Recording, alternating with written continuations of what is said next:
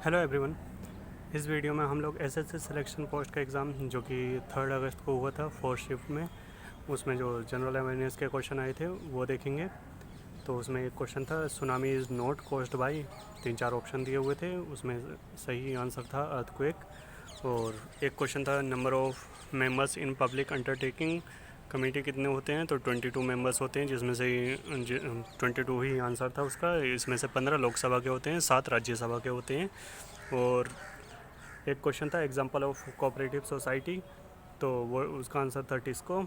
एक था राणा प्रताप सिंह 1415-76 एट, तो प्लेस पूछी थी, तो हल्दी घाटी में युद्ध लड़ा था राणा प्रताप सिंह ने, वो अगेंस्ट अकबर लड़ा था, ये एक्स्ट्रा इन्फॉर्मेशन है। उसका सही आंसर हल्दी घाटी था। और element that is named after stone, तो इस एलिमेंट को ग्रीक लेटर में इसका मीनिंग फिर स्टोन होता है, तो इसका ये फर्स्ट ग्रुप से बिलोंग करता है, उसमें ये भी दिया हुआ था क्वेश्चन में, तो उसका सही आंसर था लिथियम। और एक मणिपुरी डांसर का नेम पता किया था, थोड़े अटपटे नाम थे, समझ में नहीं आया था मुझे, तो मैं तो करके नहीं आया था, तो शायद नयना था या रंजना या सुवर्णा, इनमें से कुछ थोड़ा बहुत रिलेटेड नाम थोड़ा बहुत याद आ रहा है, तो इसमें ही से कोई था। और एक क्वेश्चन पूछा था लैंग्वेज ऑफ आर्यंस क्या थी, तो संस्कृत थी लैंग्वेज आर्यंस की। और प्रकृति भी ऑप्शन में दे रखा था, तो प्रकृति जो थी वो अशोका के पीरियड की लैंग्वेज थी, जिसमें अशोका के स्क्रिप्ट लिखे गए थे। और देशबंधु टाइटल कैसे दिया गया था ये पता किया था, तो वो CR दास, ये सिंपल क्वेश्चन था ही। और मानिका बत्रा जो टेबल टेनिस खेलती हैं, वो उन्होंने 2021 में गोल्ड जीता था, वो किस मंथ में जीता था ये पता किया था, तो वो फरवरी में जीता था, फरवरी सही आंसर होगा उसका। और एक था OBC रिजर्वेशन अमेंडमेंट का अमेंडमेंट पूछा था, क्या कौन सा अमेंडमेंट होता है रिजर्वेशन में, कौन सा अमेंडमेंट किया गया था, तो उसका आंसर था 93rd।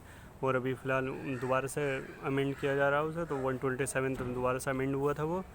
और टॉम ऑफ शेरशाह सूरी कहाँ पे है ये पता किया था, तो ये सासाराम बिहार में है। इसके अलावा सोर ऑफ बंगाल पता किया था, सोर ऑफ बंगाल दामोदर है। और government of state appointed by ये पता किया था, तो वो अपॉइंट किए जाते हैं प्रेसिडेंट से, और ये आर्टिकल 155 में दिया हुआ है।